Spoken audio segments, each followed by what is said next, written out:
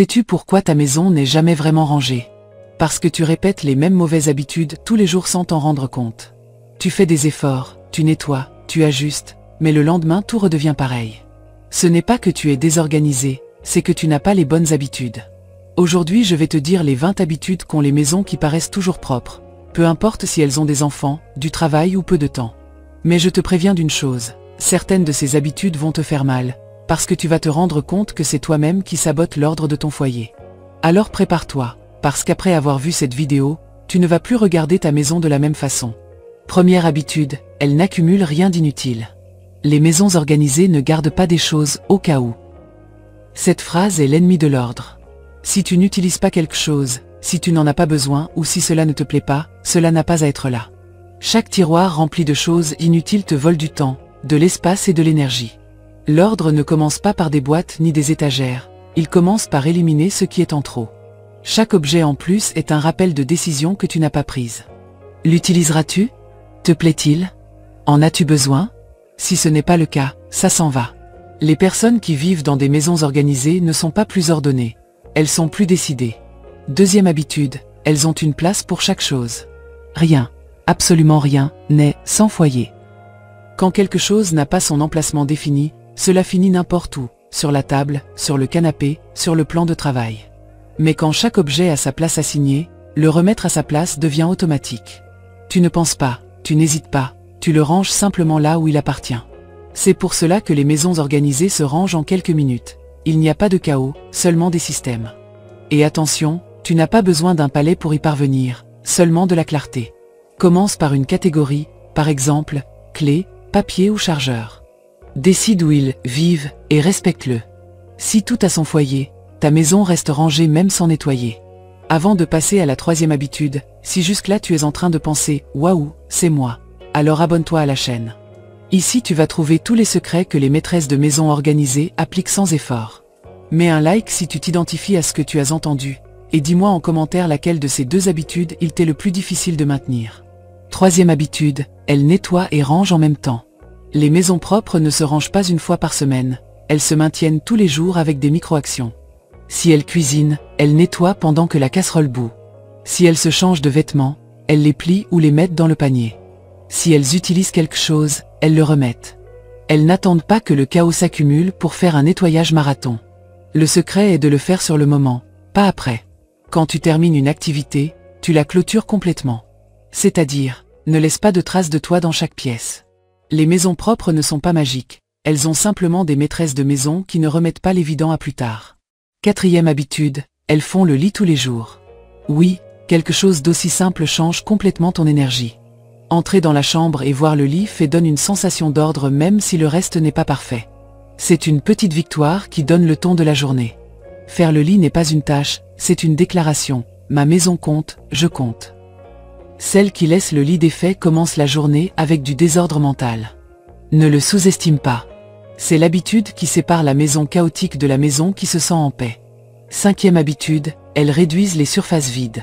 Plus tu as de choses sur les tables, les plans de travail ou les étagères, plus ta maison paraîtra sale, même si elle est propre. Moins d'objets visibles égale plus de sensations d'ordre. Les maîtresses de maison organisées décorent avec intention, pas avec saturation. Ne laisse que l'essentiel et le joli. Si tout est plein de choses, ta vue se fatigue, ton esprit se sature et ton foyer paraît petit. Vide les surfaces, et ta maison respirera à nouveau. Sixième habitude, elles utilisent des paniers et des contenants. Peu importe s'ils sont en plastique ou en osier, mais regroupés par catégorie est magique. Quand tout est ensemble, ça ne se disperse pas. Un panier pour les produits de nettoyage, un autre pour les médicaments, un autre pour les câbles. Non seulement cela paraît plus ordonné, mais cela facilite le nettoyage. Tu soulèves le panier, tu passes un chiffon, et c'est tout. Les maisons ordonnées ne cachent pas le désordre, elles le gèrent. Septième habitude, elles font de petites routines quotidiennes. L'ordre ne s'obtient pas en un jour, il se maintient avec constance. Les maîtresses de maison organisées ont des routines courtes, mais constantes. Remettre la cuisine en ordre avant de dormir, laisser la salle de bain sèche après l'avoir utilisée, vider le lave-vaisselle le matin, balayer là où ça se salit le plus. Ces petites actions évitent le débordement. N'attends pas le jour de nettoyage, c'est ça l'erreur. La maison parfaite se soigne en minutes, tous les jours. Huitième habitude, elle ne laisse rien pour plus tard. Ce qui est remis à plus tard s'accumule. Les maisons désordonnées sont pleines de « je le range après »,« demain je le plie »,« plus tard je le jette ». Mais ce plus tard n'arrive pas. Change ta phrase intérieure par « maintenant ». Maintenant je le range, maintenant je le nettoie, maintenant je le jette. Le faire sur le champ t'épargne le triple de temps et d'efforts.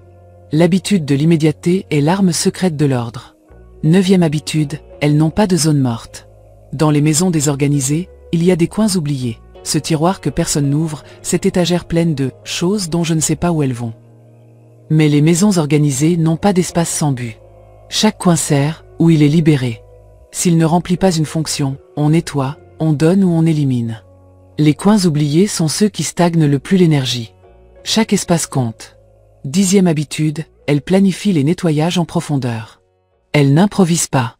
Une maison organisée ne se nettoie pas au hasard, elle se maintient avec stratégie. Les maîtresses de maison qui dominent l'ordre savent quand il faut laver les rideaux, aspirer les matelas ou nettoyer les vitres. Elles ne font pas tout le même jour, elles divisent. La clé n'est pas de faire beaucoup, mais de le faire à temps. Une liste mensuelle de tâches profonde évite que le chaos ne s'accumule sans que tu t'en rendes compte. 11e habitude, elle range avant de nettoyer. Si tu nettoies sans ramasser, tu perds du temps. D'abord on range, ensuite on nettoie. Une maison où tout est à sa place se nettoie en moitié moins de temps. Tu ne peux pas passer le chiffon s'il y a des objets partout. C'est pourquoi, avant de sortir le chiffon, remets tout à sa place. Ainsi tu évites de nettoyer 2 fois et tu te motives en voyant des résultats immédiats. 12e habitude, elles maintiennent les sols dégagés. Rien ne donne plus de sensation de chaos que de voir des choses par terre. Chaussures, sacs, jouets, vêtements. Le sol doit être libre. Quand tout a sa place, le sol reste propre sans effort.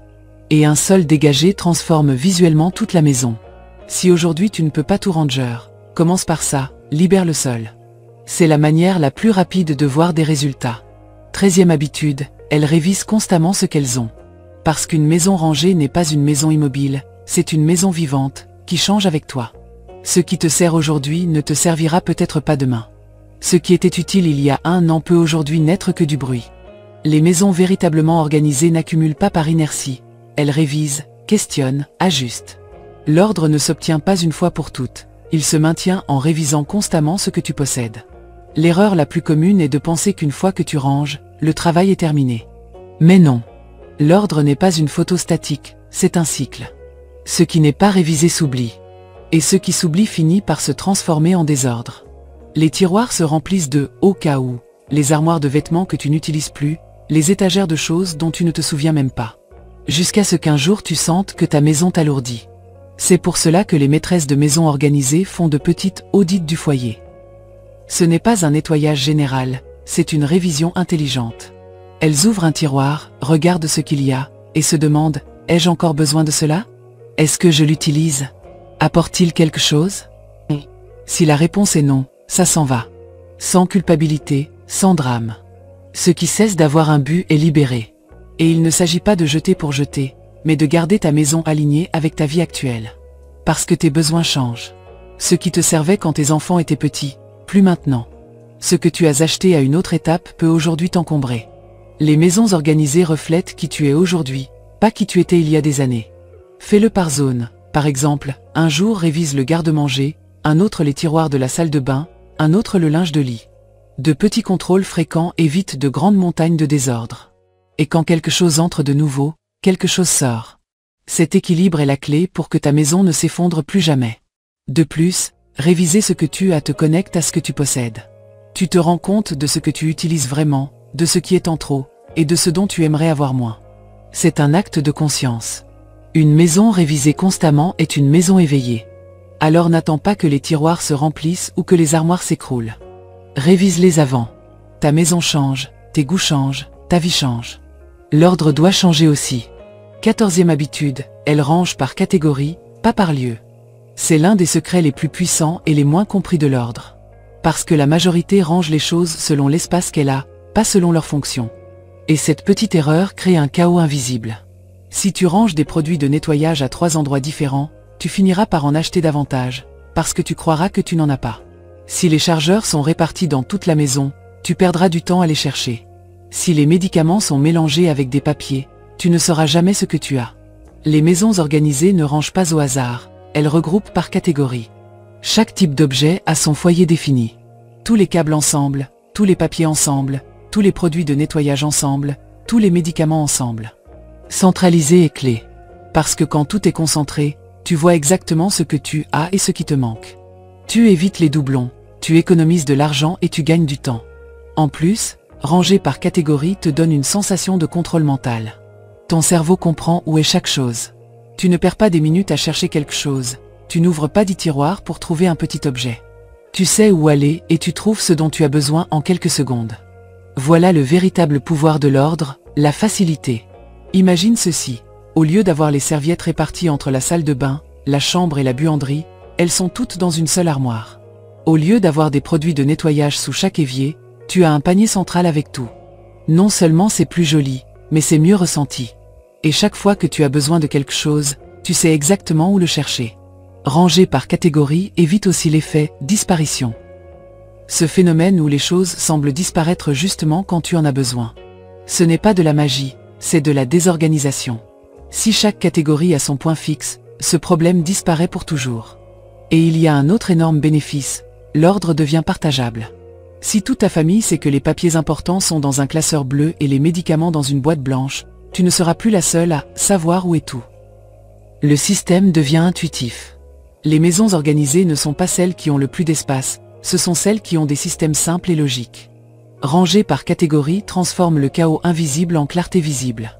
Et une fois que tu essaies cette méthode, tu ne reviens jamais en arrière. 15e habitude, elles font un nettoyage visuel. Parce que parfois le désordre n'est pas dans le physique, mais dans ce que tu vois.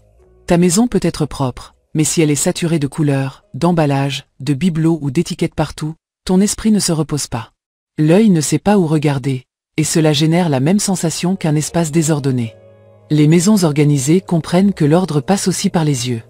Le nettoyage visuel est du pouvoir. C'est apprendre à enlever ce qui distrait, ce qui fatigue, ce qui n'apporte rien. Tu n'as pas besoin de tout jeter, mais de simplifier. Par exemple, si tu as un plan de travail plein de bocaux, change les contenants pour des récipients identiques ou range les produits dans un panier. Si dans la salle de bain tu as 100 cosmétiques à la vue, laisse seulement ceux que tu utilises au quotidien et range le reste dans un tiroir. Si les étagères ressemblent à des boutiques de souvenirs, choisis tes favoris et range les autres. Unifie les tons, enlève les étiquettes qui crient, range ce que tu n'as pas besoin de voir. La vue a aussi besoin de se reposer. Une maison visuellement tranquille te détend sans que tu t'en rendes compte. Il y a des foyers qui sont physiquement propres mais visuellement épuisants. Trop de choses, trop de mélanges, trop de décoration, qui en réalité est du bruit. Les maîtresses de maisons organisées ne remplissent pas les espaces, elles les équilibrent. Elles savent que laisser de l'air, laisser du vide, c'est aussi du design. Parce que le vide apporte du repos. Une étagère dégagée, une table avec seulement une bougie, une cuisine sans 1000 ustensiles suspendus, tout cela communique l'ordre. Et le plus intéressant, c'est que même s'il y a du mouvement ou de la vie, l'environnement continue de transmettre du calme. C'est la différence entre une maison qui se sent lourde et une maison qui se sent en paix. Le nettoyage visuel transforme l'ambiance et ton état d'esprit. Ta maison n'a pas besoin de ressembler à un magazine, elle doit seulement respirer. Et pour cela, moins c'est plus. 16e habitude, elles apprennent à tout le monde à maintenir l'ordre. Parce que cela ne sert à rien d'être la seule à ramasser, nettoyer et organiser si les autres ne collaborent pas. Les maisons qui sont toujours rangées ne dépendent pas d'une seule personne, elles dépendent d'un système que tous comprennent et respectent. Les maîtresses de maisons organisées ne portent pas tout sur leurs épaules, elles éduquent. Elles enseignent que l'ordre n'est pas « aider maman », c'est la responsabilité de tous. Que chacun s'occupe de ce qu'il utilise, de ce qu'il salit, de ce qu'il touche. Peu importe si ce sont de jeunes enfants, un conjoint ou des adultes plus âgés, tout le monde peut participer. Et il ne s'agit pas de crier ni de répéter 1000 fois « ramasse tes affaires ». Il s'agit de créer un système si clair qu'il n'y ait pas d'excuses. Par exemple, si les clés vont toujours sur un petit crochet à côté de la porte, il n'est pas nécessaire de le rappeler. Si le linge sale a son panier fixe, il ne finit pas par terre. Si chaque chose a son foyer, n'importe qui peut la remettre sans y penser. L'erreur commune est de penser que l'ordre dépend de toi. Mais si tous comprennent comment fonctionne la maison, l'ordre se maintient même quand tu n'es pas là. Les maisons organisées ne sont pas celles qui ont des maîtresses épuisées, ce sont celles qui ont des familles entraînées. De plus, enseigner l'ordre enseigne aussi le respect. Parce que lorsque chacun prend soin de l'espace, il prend soin des autres. Tu enseignes sans mots que ton temps vaut, que ton foyer compte, que l'effort pour le maintenir propre n'est pas invisible. Et quelque chose de magique se produit quand tous participent, l'ambiance change. Ce n'est plus une bataille, c'est un travail d'équipe. Les enfants apprennent la responsabilité, ton partenaire valorise davantage l'ordre, et tu peux te reposer sans culpabilité. Parce que l'ordre partagé ne maintient pas seulement la maison propre, il maintient aussi l'harmonie familiale. Alors cesse de tout porter. Il ne s'agit pas de faire plus, mais de faire ensemble. Éduque, montre, répète avec patience, et tu verras comment la maison commence à se maintenir toute seule. Parce que le véritable ordre n'est pas seulement dans les choses, mais dans les personnes qui vivent dedans. 17e habitude, elle nettoie par zone. Les maîtresses de maison organisées savent que la perfection est un piège. Si tu attends le moment idéal pour nettoyer toute la maison, ce moment n'arrive jamais. Il y aura toujours quelque chose de plus urgent, de plus important ou de plus fatigant. C'est pourquoi elle nettoie par zone. Elle n'essaie pas de tout faire d'un coup.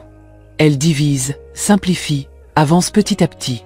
Un jour elle s'occupe de la salle de bain, un autre de la cuisine, un autre des armoires. Non pas parce qu'elles ne peuvent pas tout faire, mais parce qu'elles comprennent que l'ordre réel se maintient avec constance, pas avec des explosions d'énergie. Nettoyer par zone donne une sensation de progrès immédiat. Chaque zone terminée est une petite victoire. C'est regarder en arrière et dire « ceci est fait ». Et cela t'impulse à continuer. Quand tu fais tout en même temps, tu t'épuises, tu te frustres, et tu finis par laisser les choses à moitié. Mais quand tu le fais par partie, chaque espace complété te motive à poursuivre. En plus, diviser le travail fait que tu ne perds pas le contrôle. Tu peux avoir la cuisine impeccable même si la chambre reste à faire, et c'est très bien. La maison parfaite n'existe pas, mais la maison en équilibre, oui. Quand tout à son tour, rien ne s'accumule. Un bon truc est de choisir des zones chaudes, ces lieux qui se salissent le plus ou s'utilisent tous les jours. Maintenir ces zones propres donne la sensation que toute la maison est en ordre, même si elle ne l'est pas complètement. Par exemple, si la cuisine et le salon sont rangés, ton foyer se sent tranquille. Les maisons organisées ne se nettoient pas en un seul jour, elles se maintiennent propres chaque jour. Parce que la clé n'est pas de nettoyer plus, mais de mieux nettoyer. Une maîtresse de maison intelligente ne cherche pas à se fatiguer, elle cherche à maintenir l'équilibre. Et le nettoyage par zone est la stratégie la plus puissante pour y parvenir. Ne sous-estime pas le pouvoir de diviser. C'est ce qui sépare celles qui vivent épuisées de celles qui vivent en harmonie. Parce que lorsque tu nettoies par zone, tu ne maintiens pas seulement ta maison en ordre, tu maintiens aussi ton énergie. Et ça, au fond, c'est ce qui fait la différence entre survivre à la journée ou en profiter. 18e habitude, elles ont moins de choses. Oui, moins. Parce que la vérité est que l'ordre ne s'obtient pas quand tu as plus d'espace, mais quand tu as moins de choses à garder. Les maisons organisées ne sont pas pleines d'objets. Elles sont pleines d'air, de calme, d'espace pour respirer. Avoir moins ne signifie pas vivre avec des manques, cela signifie vivre avec clarté. Chaque objet que tu possèdes exige quelque chose de toi. Nettoyage, entretien, espace, temps. Plus tu accumules de choses, plus tu crées de responsabilités. Chaque « au cas où » que tu gardes te vole des minutes de ta vie, et tu ne t'en rends même pas compte. Tu ne te rends pas compte à quel point il est épuisant de déplacer des choses que tu n'utilises pas seulement pour nettoyer, à quel point il est frustrant d'ouvrir un tiroir et de le voir rempli de choses sans sens, à quel point une armoire qui ne ferme pas paraît lourde. Mais quand tu décides d'avoir moins, tout change. Ta maison respire, tu respires. Le minimalisme ne signifie pas vivre sans rien, il signifie vivre sans excès. Il signifie regarder autour de toi et ne voir que ce qui te représente vraiment, ce que tu utilises, ce que tu aimes. Les maisons organisées n'ont pas besoin d'acheter plus de boîtes, plus d'étagères ni plus d'organisateurs. Au contraire, elles savent que si tu as besoin d'acheter plus de rangements, tu es probablement en train de garder des choses en trop. Le véritable ordre ne s'achète pas, il se décide. Commence petit, un tiroir, une étagère, une tablette. Sors tout, touche chaque chose et demande-toi si tu l'utiliserais vraiment aujourd'hui, pas un jour. Ce « un jour » est le refuge de la désorganisation. Chaque fois que tu élimines quelque chose dont tu n'as pas besoin, tu libères aussi un peu ton esprit. Et avec le temps, ta maison cesse d'être un champ de bataille et devient un refuge. Parce que lorsque tu vis entouré de l'essentiel, chaque chose a du sens. Et mieux, tu cesses de t'en nettoyer, parce qu'il n'y a plus tant à nettoyer. L'ordre n'est pas dans le fait de mieux ranger, mais d'avoir moins à ranger. C'est la vérité que les maisons organisées ont déjà comprise. Moins de choses, plus d'espace, plus de paix. 19e habitude. Elle ne commence pas la journée sans ramasser ceux de la nuit précédente. Cette habitude paraît petite, mais c'est l'une des plus puissantes. Parce que le désordre que tu laisses aujourd'hui sera la charge que tu porteras demain. Une cuisine avec de la vaisselle sale, des vêtements jetés ou des choses hors de place peut paraître inoffensive la nuit, quand tu es fatigué. Mais au réveil, ce désordre se transforme en voleur d'énergie. Tu commences la journée avec le poids visuel et mental du chaos. Les maîtresses de maison organisées le savent. Le matin est plus léger quand la nuit précédente a eu une clôture. Avant de dormir, elles font une révision rapide, sans drame. Il ne s'agit pas de tout nettoyer à fond, mais de laisser la maison prête pour le lendemain. Elles rangent la vaisselle, ramassent les vêtements, éteignent les lumières avec la tranquillité de savoir que demain il ne faudra pas commencer avec du stress. 5 ou 10 minutes suffisent. Et ce n'est pas seulement pour la maison, c'est pour toi. Te réveiller et voir ta cuisine ordonnée, ton salon dégagé et ton lit fait te change l'humeur. C'est un signal silencieux que tu as le contrôle. Tu commences la journée depuis le calme, pas depuis la culpabilité. La liste des tâches de la veille ne te poursuit pas. Transformer cette habitude en partie de ta routine nocturne est un cadeau pour ton « toi » du futur. Pense ainsi, nettoyer le soir n'est pas une obligation, c'est un acte d'amour de soi. Tu es en train de laisser le chemin dégagé à la personne qui se réveillera demain. Cette version de toi qui ouvrira les yeux et pensera « quel bonheur de commencer comme ça ». Si tu y arrives, tout le reste s'écoule. Ton petit déjeuner se prépare plus vite, tes pensées se sentent plus claires, et la journée démarre avec de l'énergie au lieu de la frustration. Ramasser le soir n'est pas seulement maintenir la maison propre, c'est assurer que chaque jour commence bien. 20e habitude, elles maintiennent la motivation. Parce que l'organisation n'est pas seulement physique, elle est émotionnelle. Il y a des jours où tu n'auras pas envie de ranger, où tu seras épuisé, où tu sentiras que rien ne change même si tu essaies. Mais les maisons organisées ne se maintiennent pas parce que leurs maîtresses sont toujours motivées. Elles se maintiennent parce qu'elles ont créé des habitudes qui fonctionnent même quand elles n'en ont pas envie. La motivation est volatile, l'habitude est stable.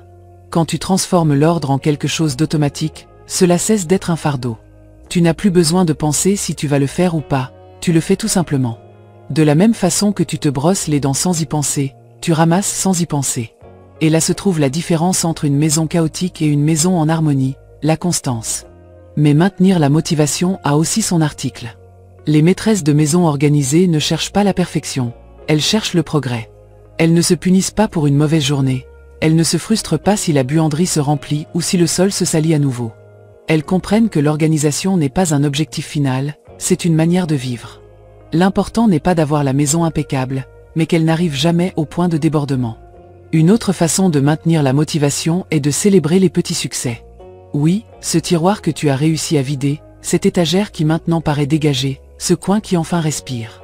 Chaque petit progrès compte. Et chaque espace ordonné est une preuve que tu peux y arriver. Aide aussi le fait de relier l'ordre à quelque chose de plus profond. Tu n'es pas en train de nettoyer une maison, tu es en train de créer un foyer. Un lieu où l'on respire la paix, où ta famille peut se reposer, où tu peux te déconnecter du bruit du monde. Chaque fois que tu ranges, tu prends soin de ta santé mentale, de ton énergie, de ton bien-être. Et quand arrivera un jour où tout semblera déborder, souviens-toi de ceci. Tu n'as pas à tout faire, tu dois seulement commencer. Ranger un petit espace, plier un vêtement, nettoyer une surface. Parce que l'ordre appelle l'ordre. Et une fois que tu commences, l'élan revient. C'est ainsi que les maisons organisées se maintiennent toujours. Non pas parce qu'elles sont parfaites, mais parce que leur maîtresse ne renonce pas. Et si tu es arrivé jusqu'ici, cela en dit déjà beaucoup sur toi. Cela signifie que tu veux une maison plus tranquille, plus gérable, plus tienne. Alors mets un like à cette vidéo si tu te sens inspiré. Abonne-toi pour continuer à apprendre davantage sur la façon de transformer ton foyer. Et dis-moi en commentaire, lequel de ces 3 habitudes vas-tu commencer aujourd'hui? Souviens-toi, ta maison n'a pas besoin d'être plus grande, elle a seulement besoin de moins de choses et de plus d'intention. Parce que quand ton foyer est en ordre, ton esprit l'est aussi. Et quand ton esprit est en paix, tout le reste s'écoule. Fois que tu maintiens ta maison propre, tu prends soin de toi-même. Parce que ton foyer reflète ton esprit, et ton esprit reflète ton environnement. Souviens-toi de ceci, une maison désordonnée n'est pas un échec, c'est un signal. Un signal que tu as besoin de système, pas de plus d'efforts. Personne ne n'est organisé, on l'apprend. Et tu peux y parvenir. Commence avec 1 ou 2 habitudes, pas toutes. Mais sois constante. Ta maison changera, et toi aussi. Si cette vidéo t'a fait réfléchir, si elle t'a donné envie de commencer dès aujourd'hui, mets un like, abonne-toi et dis-moi en commentaire quelle habitude tu vas appliquer en premier. Je te lis. Et n'oublie pas, maintenir ta maison organisée ne dépend pas d'avoir du temps, mais d'avoir de l'intention. Parce que quand ton foyer est en ordre, toi aussi tu le es.